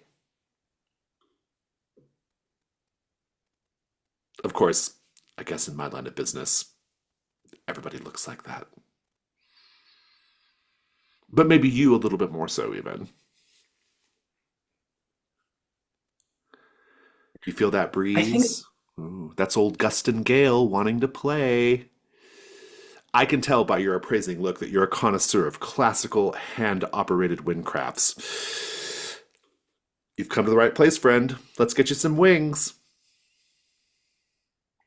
literally just going to look right back at the pyre. Indeed. The hardest sell is not going to break me. She's like, all right, fine. You know how hard it is to be a kite seller in a town like this? This is not exactly a town that embraces whimsy.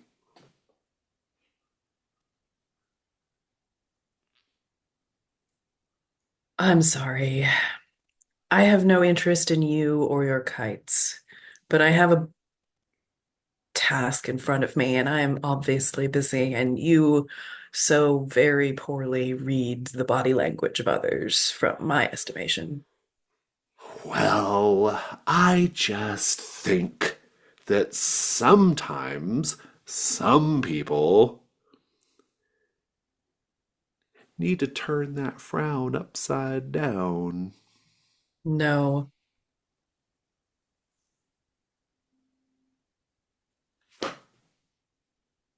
I don't wish to be rude. You don't? You approached me. Well, true. That is true. That's a very good point. Um, okay, well, how about a cigarette? Do you want a cigarette? And she kind of ties her kites up to a little post and lights a cigarette. Well, we're closer to my realm of interest now. Slow smoking deaths are I usually pretty fun to watch.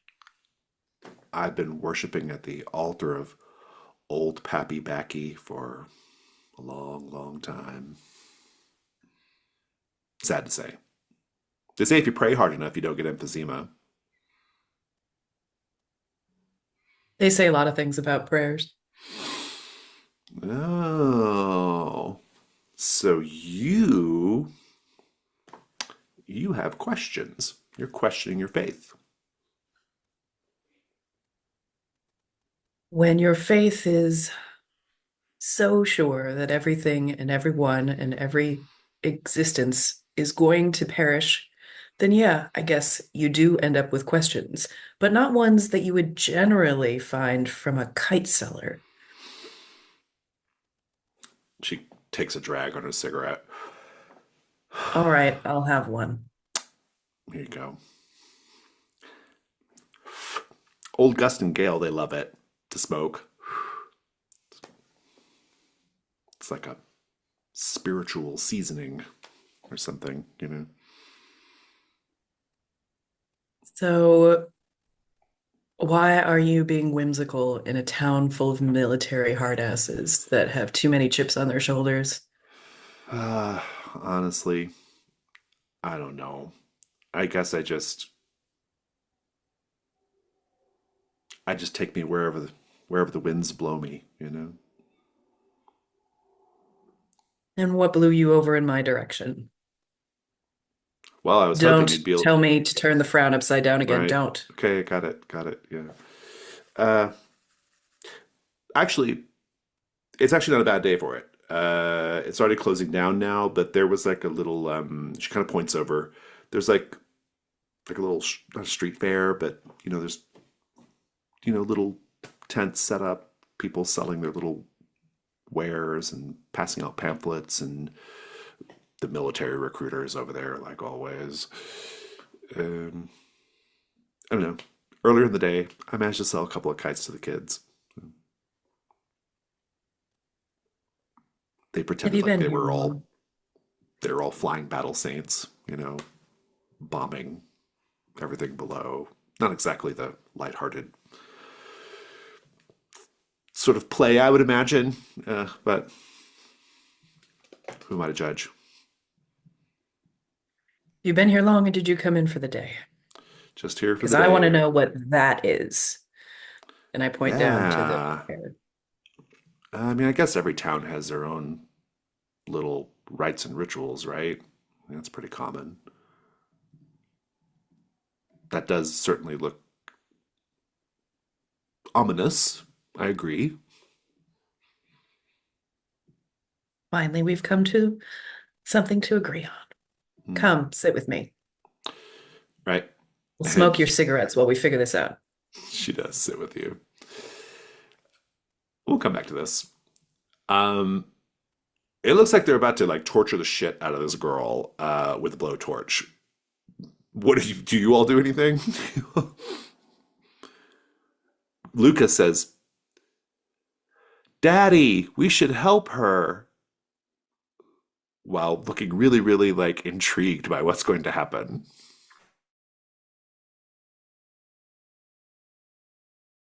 Yeah, we should. Hey, over there. Let her You look go. up, and the guy with the blowtorch turns and says, "Who are you to give orders?"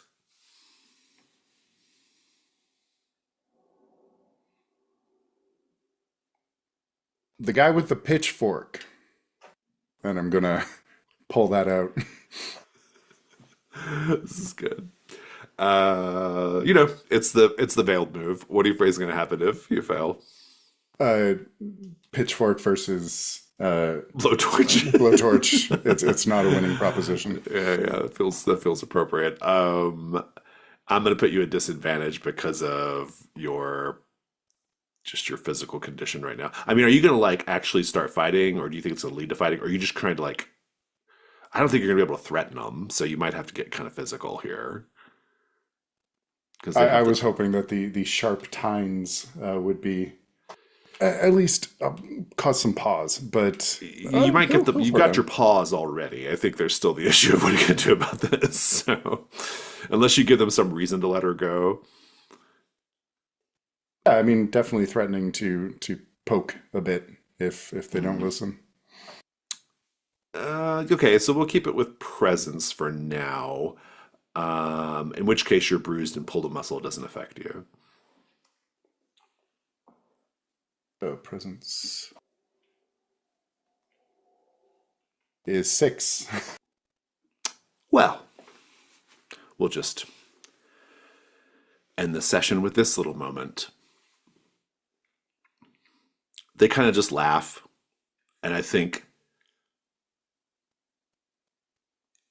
a Slag King Zealot like kind of steps out from behind you a little bit, and they have like a big like rubber mallet, and they just like smack it down into the pitchfork, causing it to clatter to the ground. And they all kind of just laugh, and they push this poor girl with the napkin ring, top knot, down onto the ground, and they, well, we just hear her scream as the fire liquefies her eyeball, and we zoom in real close on her screaming face as the eyeball fluid dribbles down her cheek. And with that, we'll go to end of session. End of session. Let's answer questions. The custodians have not yet completed an assignment. However, there's a pretty strong chance you all engage with gods and angels. Zeph, actually, I don't know if you did. You did go out of your way, however, to reconnect with or to connect with the local community, and you did struggle with your personal faith. Japheth de los Santos. I would say you did engage with the god, angel, etc. You also went out of your way to connect with the local community in the form of DE. Did you give the monologue? No. Yeah. Basil Champ, you definitely engaged with the god, angel, or other divine manifestation. I don't know if you went out of your way to connect with the local community. Um, did you undermine the orders of your superiors? Yes, you did do that last one because your superiors don't give a shit about a paper eating maggot in the trash chute. Yeah, that's definitely personal interests. Yeah. Okay. Gage, did you engage with the god, angel, or other divine manifestation? Is the Yeah, the windshield? zombies. Yeah, yeah. Did you go out of your way to connect with the local community? I'm going to say yes in the form of the the pinned up personal effects in the storage. I thought it was an interesting scene. Did you undermine the orders of your superiors or use the assignment to pursue personal interests? Not yet. Okay. Fantastic. Do we have any verse prompts that want to be narrated right now? I can do mine. Please do. Take us out on a slightly Um, more different note than a teenager having her eyeball melted. That'd be great. it will be a slightly different note. The So this is going to go back to the hog god that Basil has been interacting with in the verses of history, and the we see sort of the aftermath, maybe the morning after the slaughter and of the hog, and um, Basil has this giant hog that he needs to dispose of in some way, that he needs to eradicate in some way. This is the body of a god. We cut to we hear the the sizzle of oil in a pan in a griddle, and we're in a diner. And there's a banner behind Basil that says Marcel's Blue Ribbon Smoked Belly, last batch today. And we see that this diner is full of people. Like they are clamoring to get whatever this is. And when we look at the sort of like countertop and stove that Basil is working at, we see these like slabs of um, sort of like a creamy meat, like not pink, not like it's this weird creaminess, and in the pan, what appears to be strips of bacon, but almost like an amber color instead of being that red. And we see people across the diner are like eating this stuff up. And Basil wipes his apron, and he has that like grumble in his stomach. And all of a sudden, the diner goes quiet. And every face of every person who's eating this god bacon stares at him. And they all simultaneously yell in the voice of that hog, heathen, heretic, maggots. And Basil's very calm even as this happens. And he says, "Oh, it's you."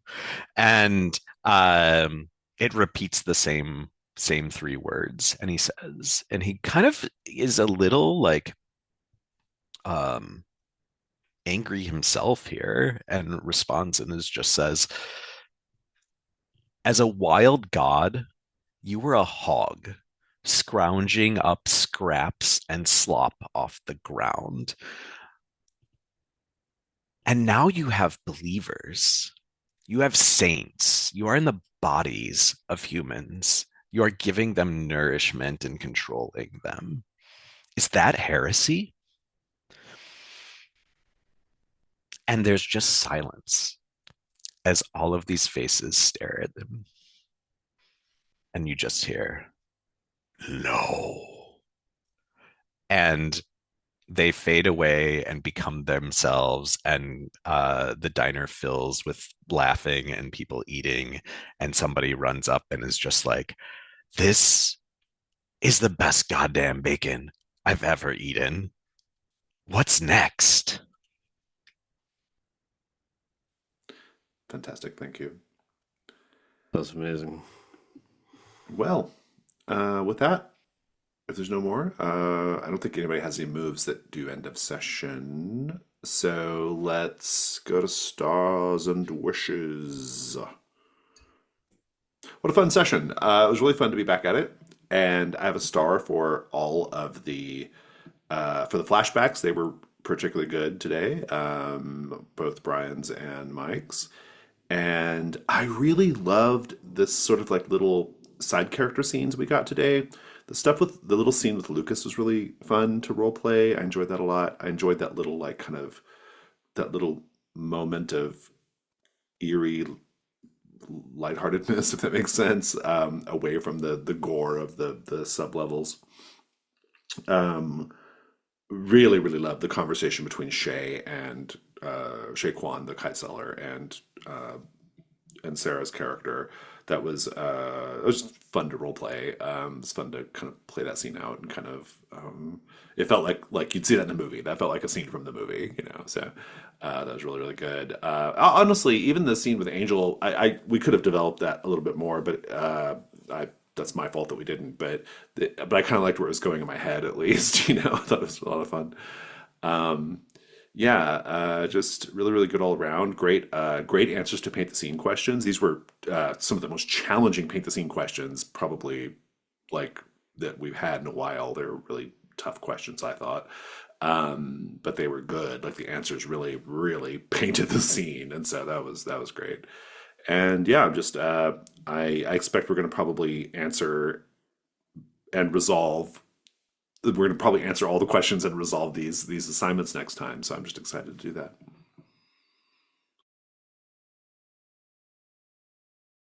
I'll go. I really liked all the different gods that got mentioned, all the little deities like McGrin Swift and Old Gustin Gale, Pappy Backy. Especially, I want to know more about the backyard god of fucking off in the wind. That one really spoke to me. Just a lot of fun. It was good to get back into it. It was the I'm backyard god of drinking beer and fucking off in the wind, to be clear. right. Forgot that one. Okay, making note.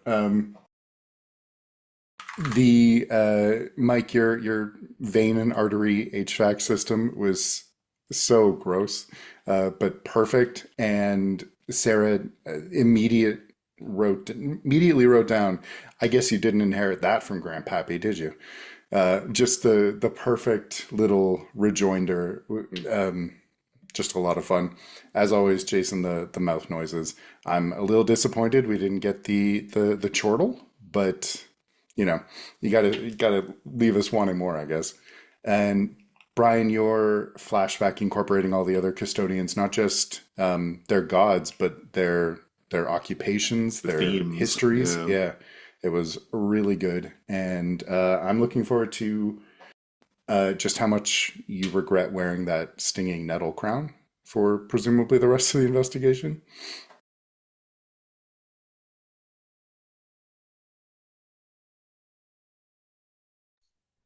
I think yeah, like it's really fun to be back. This felt like a very horrific session and maybe the most like straight horror one that we've had. Which felt yeah, really interesting. The like tone shift to us the scene at the Skyward Sprawl, like starting out as almost like an action scene, and then this like shift to this like weird, like all of the investigation moves there, like produced some really like weird results and like how they were pursued and that type of thing. Um, I I thought it was a lot of fun to have that interaction with the angels specifically. I think that's the first I mean, I've like summoned angels and that type of thing, but that's the first time I think that the environment itself has produced something that is so like intimately tied into the backstory. So that was really interesting to just kind of like see and play through that and the contrast of the action to that. And then yeah, like ending um with that gruesome like classic like horror murder torture kind of thing. Yeah, can just like this was a session where I could really visualize a lot of what was going on really richly in my head. um yeah, I yeah, I don't know, as far as like a wish, what do I have beyond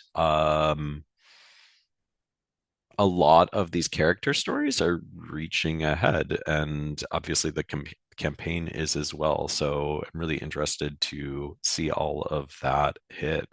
Um, yeah, that's what I got. I'll just throw in also, um, this game, it's not a star, it's just a grim observation. This game hits really different post-election. Like, it's so different. It's like, it's a really different feeling playing this game. Yeah, this threat was real interesting. Yeah.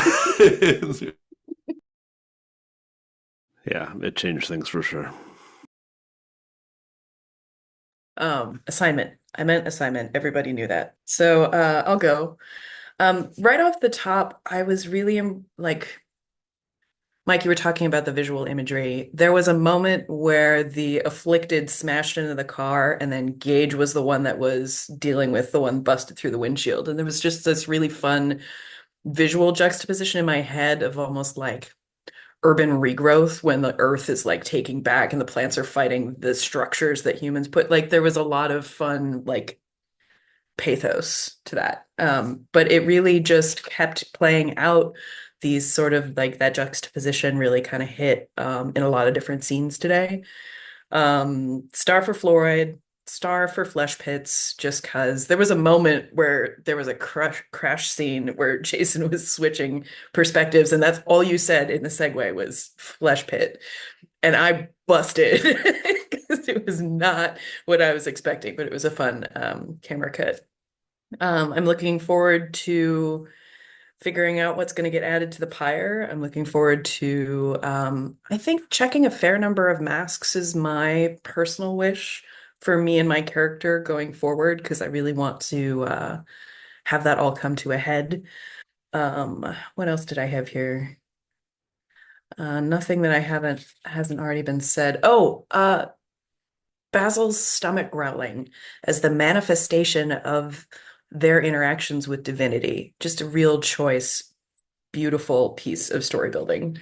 I liked that a lot. And also the goddamn bacon. Like that was just really, really good. All right, I'll chime in. Sarah opened up with earlier with your gods feed my god, which seems so logical for the Karen Maiden, and I think that sort of set my brain on an arc this episode.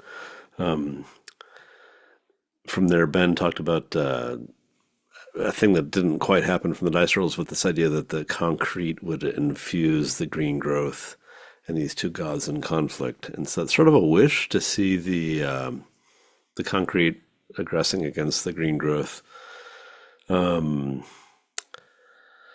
straw effigy jammed into a zombie's mouth as a bit. That's got some screen time. That's good. Like the nom nom, kind of like crunch crunch crunch, and yeah, This was nothing such a is happening. But visual also, session. like, You could see everything happening in your mind's eye in the yeah. session. Yeah. But to most of us, like, you're not biting my arm. Great, you're eating the little like corn husk doll. But to that one person, you're like, you're eating the corn husk doll that my grandmother made by hand from corn she grew from my like. There were like nuanced layers of horror to that were Well, the great. irony too of this like concrete rebar zombie thing doing that, right? Yes, Like that's exactly. that's really ironic. The fluoride has been mentioned, but the fluoride versus rotten teeth in the water was fantastic. That led to me having an idea for a custom move that's probably not right for my character, but down the road, to shift a clue to become an item in an altar, or to take an item from your altar to become a clue. Oh, Like, that's that could become in a this special game move for especially that somebody. makes sense. Yeah. Yeah, maybe not right for my character, but when you said that, that seemed to make sense. We named two new gods, McGrinswift, the god of Pearly Blight, and I've lost the other one, but it's in my notes somewhere here. Oh, the HVAC, right? Well, Krylon was Oh also no, mentioned. old Pathy Backy. Honorable Old mention. Three gods. Krylon. Yeah, Krylon's there too. Old Pathy Backy. Dustin Gale's mentioned in the assignment, but that is a new Yeah, god. a lot of new gods were birthed. And for me, that's the big thing. Is for me this revelation in the Silt versus as a game is I was always struggling with this ethos, this sort of mythology of like how do all these gods correlate. And if I can take every paint the scene or every clue and tie them into somebody else's god, like there's 4 players in this game, can I tie it to one of your gods? It's going to build that ethos. And I didn't have that until now, 12 sessions in, and I wish I'd started with that earlier on. Is that everybody? Fantastic. Well, great session. Thank you all so much. I look forward to continuing. I do think we're probably going to wrap these 2 assignments next time based off the pace we're going at. And then we'll just have the confrontation with the Sketterches, who we haven't heard from in a while, but they are ready to be confronted. So probably this little arc, this little campaign, if I had to guess, we've got 2, at the outside 3 more sessions. So fantastic. All right. Well, I'm going to wave goodbye. Goodbye.